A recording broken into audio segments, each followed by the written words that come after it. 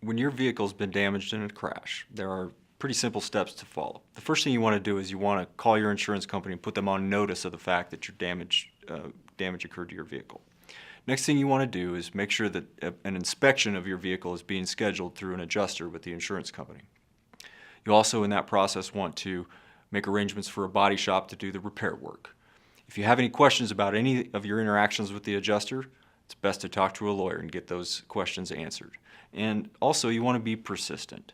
You just don't want to let the adjuster get around to it whenever they feel like it. So the more persistent you are, the quicker the adjuster is going to work and the quicker your car is going to be repaired. So to sum up, you want to put them on notice, you want to schedule an inspection, you want to find a body shop to do the work, talk to a lawyer with any questions, and be persistent.